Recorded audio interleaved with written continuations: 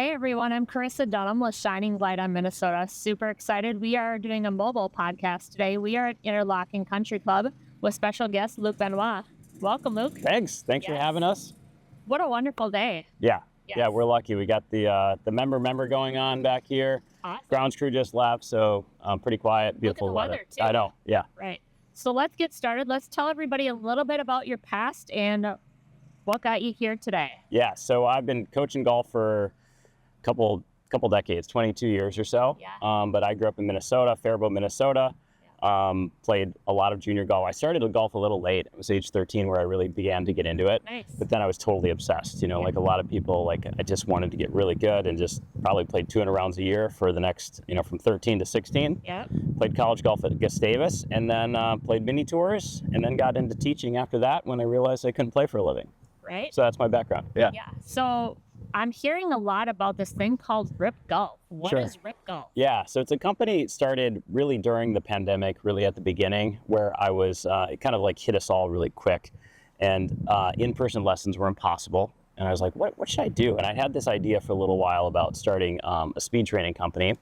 Because there's another product out there, it's a good product called Super Speed that has 3 sticks. And I was like, I think we can do this with 1 stick. The whole idea is variable weight speed training.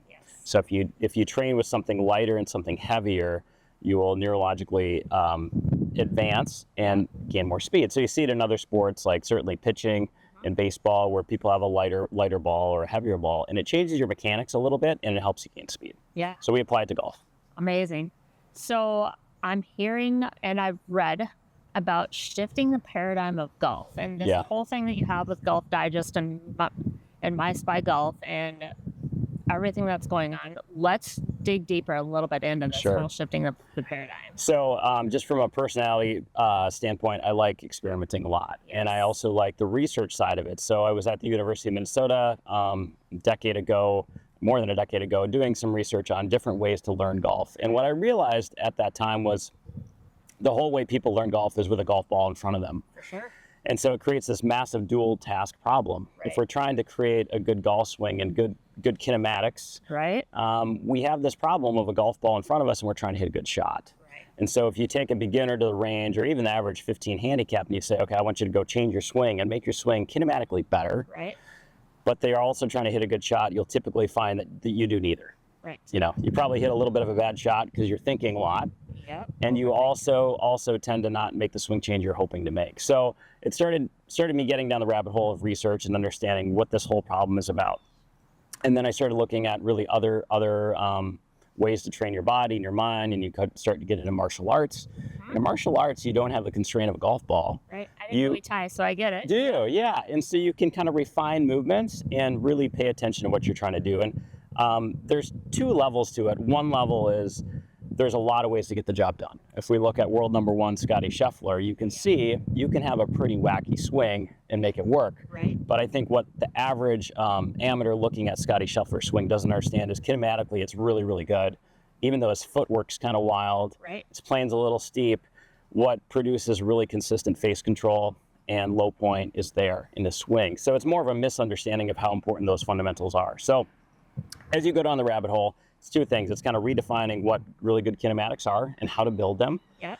And then also understanding that we to do that, we need to get rid of the golf ball early in training. Yes. So I train really differently than I would 10, 20 years ago now. Well, and 90% of people don't realize, like the way I learned and the way a lot of people learn is, number 1, learning you don't need to have a golf club. And number 2, you don't need to have a golf ball. Right. Right? Right. It's repetition Yes. without either one of those. Yes. And when I'm telling my kids and I'm telling everybody else, it's a lot of, digging down deep, and it's a lot of those motions and a lot of the practice stuff. Right. Without hitting golf balls. It is. And we do best when we do that because we're learning through what we call chunking or scaffolding. Yeah. So if we think about language, like think of how much, like if I had you sing a song from your childhood, like you might have only heard that song 50 times, but you can remember every piece of it.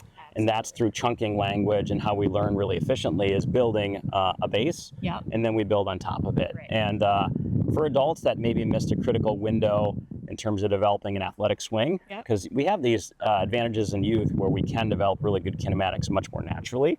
But for a lot of golfers, they find a way to get the job done very suboptimally.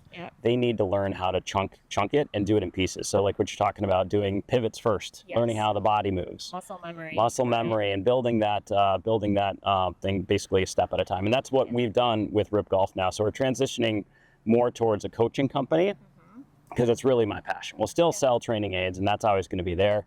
The training aids facilitate what we're doing in terms of coaching, but our RYP stands for Reach Your Potential. And so when you think about our overarching goal, it's like to really redefine how we can coach and get people better faster. So what are some of the different ladder systems? And I know that there's some books that are part of this 30-day program that you have. Let's dig deep into that. Yeah, so the first heart of the book is, the book's coming out pretty soon, is called The Workshop. And the workshop is basically how you get better at your swing, irrespective of where the golf ball is going. And you think about how many people, when they begin golf, they just want to go to the range and they just want to hit a good shot. And I actually advise, if you want to get really good at your golf swing, don't go to the driving range. Get in the backyard, learn how to use video. And now with some of the video tools we have an app called Parallax, which is just unbelievable for helping you train your swing. You can get rid of the golf ball and you can learn how to swing properly. So we're building a golf swing, and then we give you a lot of tools, what we call impact opposites, to be able to start solving those things that I consider the easy things in golf. But for a beginner, they're not easy. And the beginner things are being able to correct a slice, a hook, a shank, a top. And we use a bunch of what we call external cues to do it. And if you want to get really deep, we can get into that. The idea would be like we're inherently good at solving bias in our lives. So if you think about like going back to the machinery in our brains, you know, it's built on being able to like throw a spear at a saber-toothed tiger. And if that spear goes above and to the right 3 times in a row, you're going to find that the person throwing the spear is going to start throwing that spear lower. They're going to adapt to the feedback of that last attempt. So that's typically what's going to happen in any sort of learning situation. You could watch a 4-year-old playing bocce ball. They will learn to center the dispersion of where that bocce ball goes. It's a very natural kind of physical thing. Now, where golf gets so hard, and you know this because you played, and you played especially with beginners, it's not intuitive with golf. So a lot of golfers, when they pick a golf club, there's too many variables to understand how to center the bias. And we have a bunch of biases we have to control. One would be your face angle. How do I control that club face? How do I control my impact location? And how do I control my club path, which is really going to determine how my ball's curving. And so we lay out those foundations, and the way we do that is not through thinking about our body with a lot of internal cues. We first establish and help people understand how to fix all those things really fast, understanding kind of like a discovery mode of solving impact opposites. And so once we have that foundation, that creates the architecture for later change when we're starting to mess your swing up and train you with really good mechanics. So it's kind of like the baseline is like understand golf, path, face, contact. And then we can go ahead and jump into changing your swing, and we do it piece by piece. Which makes sense, because a lot of times when people jump into speed training, they think that's going to throw everything else for a loop, especially with the early release, the grip, and everything else. So when you jump into all of that and you don't play around with the angles and everything else, that's when everything's going to correlate. You can totally get worse if you're trying to swing really hard. And a lot of people do. And I think there's a little bit of a myth in the industry that you should expect your swing to get better in terms of speed. If you do speed, you're going to get better. But a lot of people get their path and face really messed up when they do speed training. And I really advocate for actually learning how to do speed and mechanics together and understanding what we call the impact opposites, being able to solve path face contact. If you're, you know, I know we're getting a little bit into the weeds here, but if you're a wonk, like that is the most important part of golf. So we train speed and mechanics together, because under the gun, you want a pattern that relies on really good fundamentals, and you learn it at speed, it's actually more repeatable. Because I know with a lot of people, myself included, early release is one of the main triggers with everything that happens. And that's one of the hardest things to learn, especially when you keep doing it over and over and over again. Yes, and some people have found, like in a tractor state we call it, where they early extend, their arms release, they cast the club, they don't take divots, and then they have poor compression of a golf ball, and they do it over and over, and it's pretty hard to change. And then you learn it, and then you lose it again, and it's just one of those common mistakes. Yes. So breaking down, and then again, we're kind of going back into, so the workshop is building the swing, understanding the tools to do it, and that's pretty well defined. And I think what I really notice as we've gotten into this is people really need the structure, because if you just give them a bucket of balls and a couple of tips and you send them to YouTube for an hour, they will totally mess themselves up. 100%. It is not intuitive to figure this out. Oh, right. So the goal was to create a system that would guide them step by step through the whole learning process of building a swing. And you could be a total beginner, or you could be a 20 handicap or a 5 handicap that's been playing the game for 20 years. Right. And you can jump right into the system and pick it up where you need to be. And so with Golf Digest, My Spy, I mean, when people jump into this program and they get into the books, they get into the tutorials, there's other parts to this as well. What are some of the other parts to it? So we call this is the workshop where we're actually, I'm going to give you this, and people at home, if you can understand, there's cognitive load, which is how much you're thinking about your swing. Yes. If you are thinking a lot, you probably don't need a really hard task. Right. So if you're trying to go play in the 3M Open and you're loading yourself up with 17 swing thoughts and you're trying to hit a ball in front of people, it's too much. So we call that the danger zone. Absolutely. And so there's basically a XY coordinates between cognitive load and what we call external load. How hard is that shot or the environment in front of you? Right. And so what we need to do is learn to manage that. So the workshop really exists in this frame of mind where we're going really high in cognitive load, but we don't care much about the outcome. Right. Like, I want you to go to the range and hit terrible shots when you begin, but I'd even prefer you to go in the backyard and hit foam balls and do practice swings with video. And so you're loading up your, what we call cognitive load, and then we're not caring at all about where the ball goes. Right. Just so to get that repetition exactly. down. So that's the first mindset, is the workshop mindset is we don't care about results. Second one is where we transfer that, maybe take it to the range. We start testing it on the range. We call that the lab. So now you've got a decent golf swing. Now, every golfer probably should have some percentage in the lab and the workshop as their training. I'm not saying you have to start and be like, okay, you got to get awesome at it. I would say, like, if you're higher than an 18 handicap, which is most beginners, you probably should do something around 40 or 50% in the workshop, working on your swing at home. But it is kind of a challenge from people aren't used to that. They want to just jump in. They want to just go play. Forget even the range. They just want to go play. Exactly. That's most kids, most beginners. And so what I'm asking, the ask I have for the entire industry is to flip our mindset. If you want to be an optimizer, if you want to get there really fast, trust me, this will get you there faster. You're going to go do the work at home. So that's the first phase. That's the workshop. And then you can certainly do some percentage of time where you go to the range, and the range is where you're really trying to dial in your ball flight, which is what most people do when they think about working on their swing. They try to chase the nugget around and try to make it go straight. But there is a time for that. That's the lab. So that's the second phase, and the last phase would be the arena, which is what we call like what you do on the golf course when you're thinking, and probably not thinking about your swing, but thinking about the external load or the environment or the shot you're trying to hit. Got it. So it's the mindset shift. For sure. So ball flight. Sure. Straight, draw, hook, shot shape. What do you think is most important? So I like most of my golfers to understand, hit it relatively straight, but I don't really care if you curve it a little bit either way. There's some really, some people really think you should have a stock shot where it curves one way or the other. Some people say you shouldn't try to hit straight. It all depends on where you're at. It all depends on where you're at. I want, they call it the ecological approach, is we're trying to solve problems. And so if you watch tour pros on dog-leg holes, they generally, a lot of them do curve it. There's reasons for it. You have to. I mean, if there's a tree in front of you, instead of playing it safe, sometimes you've got to have a little bit of shot shape. I don't know. And I think a lot of people will, and there's a popular opinion, my buddy Scott Fawcett from Decade would say that we should hit the same shot all the time. And I think if you're trying to play well in the next week, month, maybe you could say that's simpler, because you're not adding much external load. Like, you're not trying to make the task hard. But you won't learn as much. And I care where people are in 2, 3, 4, 5 years. So certainly for kids, fade. You got to know how to hit those shots too. There's going to be a time and place when you're going to need them. So I'm an advocate for learning a lot of skills and kind of making it messy. And our goal should be learning, not performance. So what do you think with the generations coming up is important for them? Obviously, learning the techniques, the foundations, getting everything down. But coming up in the future, what do you think they're going to need most? I think the biggest evolution in golf is being able to shift mindsets really well. Yes. And be able to tell junior golfers, when you're on the golf course, we're not thinking about your swing. Right. Where you can dive in a little bit would be solving maybe path phase contact stuff. Yep. But mostly we want fast swing, fast routines. Yep. And more reacting to the target. So we use the hindbrain, the back of our brain, our basal ganglia, the part of our brain that's more reactionary, and that's how we have to train. And so many junior golfers and even club 10 handicaps are thinking about their swing on the course. Yep.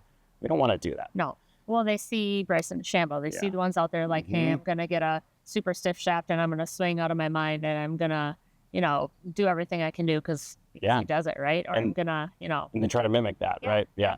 So there's a time and place for thinking, but again, the thinking should be in the backyard or a little bit at the range. It's not on the golf course. Right. Yeah. Correct.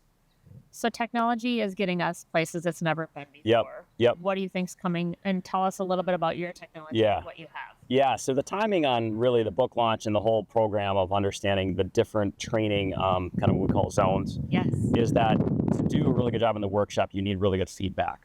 So instead of going in the backyard and having to put your video recorder out there or your phone and go check it, you can literally stand there and your phone's going to record your swing and it's going to show up on a browser 2 to 3 seconds in front of you. So you could put it on an iPad, you could put it on any computer or simulator, and you just work on mechanics and it's going to give you almost a live replay of your swing, and it's going to compare you to a tour pro, and it's actually going to tell you how to train. Amazing. And so we're getting really, really close. Already it's very useful. So we did this pilot group on this project because we knew we needed to do a beta of the whole thing.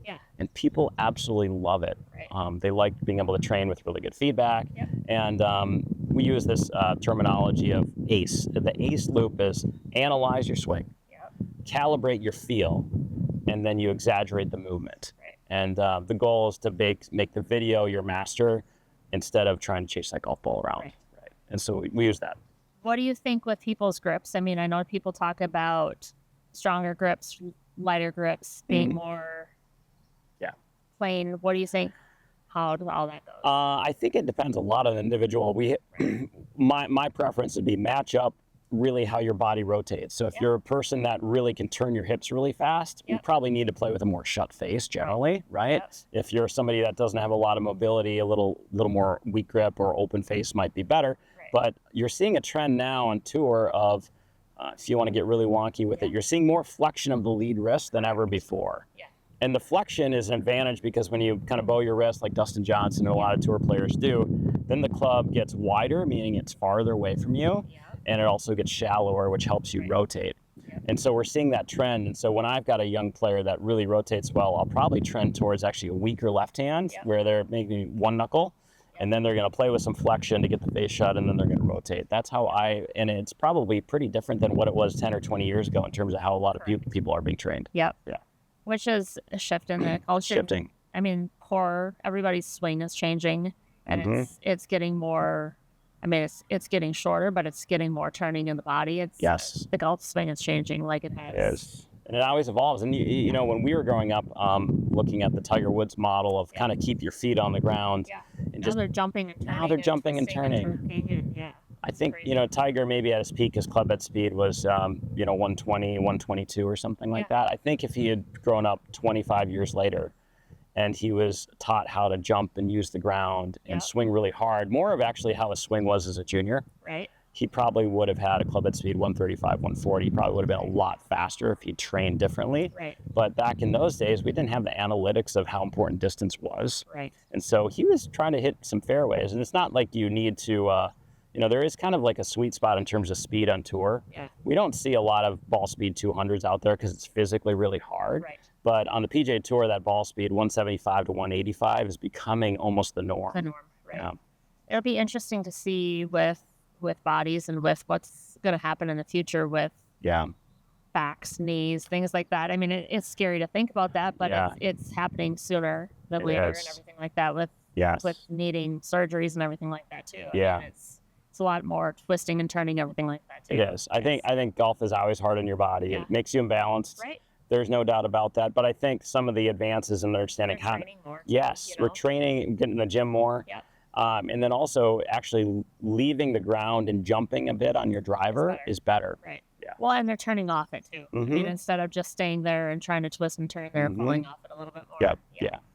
So what do you think with all the men and women both? I mean, they're getting more into golf. They're working more in the training, spending more hours in the gym, spending more hours training, getting out there, everything like that. More people are getting into golf. What do you think's next in the golf world? Yeah, I mean, I think just continuing to say, I believe, like, learn what you need to learn for your swing, like educate yourself. Which is looking at the video and understanding where that swing plane needs to be and making sure you understand that.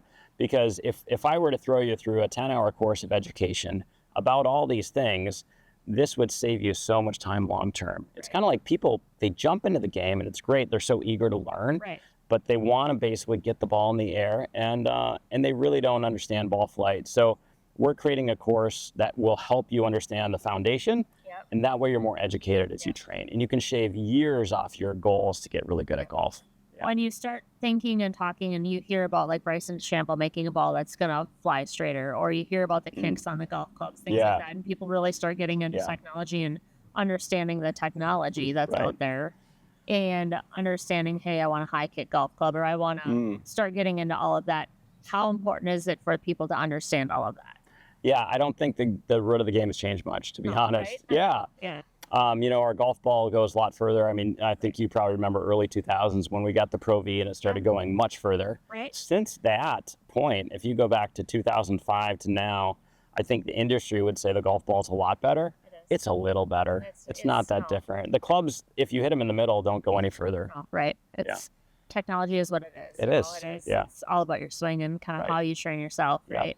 So we're better at analytics for sure, and understanding that distance matters more, and how to play the golf course smarter. I think those are improvements. And then again, going back to mindset of training is probably the biggest evolution as well. So as far as Interlachen goes and the other golf courses, what do you see for changes on the golf course? Shorter, longer traps? What do you think? Well, I mean, so it'll be interesting with I mean, I don't think the golf ball is completely sorted out. The PGA Tour, in theory, is going to downsize or shorten the golf ball. 100%. So that gives an advantage to distance. Because effectively the fairways are now wider because your golf ball doesn't go as far. So for a company like Ryp Golf, like, we benefit big time. I'm a big proponent of a shorter golf ball. Some people really think it's like, oh, you're taking away my golf ball. But I always explain it like this: like, if you hit a good 7-iron, so what's a 7-iron for you, Chris? Like 60, 150. Right. So your 7-iron goes farther than any home run that, you know, Babe Ruth ever hit. Is it that far enough? Right. I think so. You know, so when you put it in scope, like, that golf ball is really moving. So to me, it's all about scale. And I like the idea of having the golf ball go shorter, because if we have a golf ball that goes a lot shorter, for one, you don't have to walk as far. So now we don't need carts as much. I think it's just a much better game if it's faster, shorter, and then also the chemical usage and the time would be way less. Well, it's interesting too. Like, when I learned to play golf, and this is going to age me, but we walked. We carried our clubs. You see everybody out there, they're using push carts and they're hopping on golf carts and they're riding now. And I'm like, okay, I used to carry my clubs and doing all that. But now when you see juniors out there and they're walking, they're like, it's a different ball game. Like, I used to have to pace out my steps, and we're knowing where the golf ball is. I'm like, yeah, that's. I know. A lot of that has been lost. I'd be an advocate actually of, like, a much shorter golf ball, and then maybe having a lot less clubs. Because if you said, all right, you only get 5 clubs, it would create a lot more ways for you to hit different shots. Well, you learn, when you give, like, even every other club, you learn half clubs. You learn how to hit, like, a half 7-iron, half this, half that, instead of, hey, I don't know how to play half, like, a 30-yard shot. I don't know how to play a 60-yard shot. Like, it's one of those you have to learn. So I think the game at some level is almost it's unfriendly to the beginner, because there's so much length to the golf course. The golf ball's so hard to hit. I mean, how many hours do you think it takes for the average beginner to hit the ball solid 90% of the time? Like, it's going to take you, honestly, a year. So, and when people, like, when you play competitive, when you play in college, when you get past, like, college and you start playing on the tours and the amateurs, and people don't understand the amount of time you put into it. It's a lot of time. It's the hours.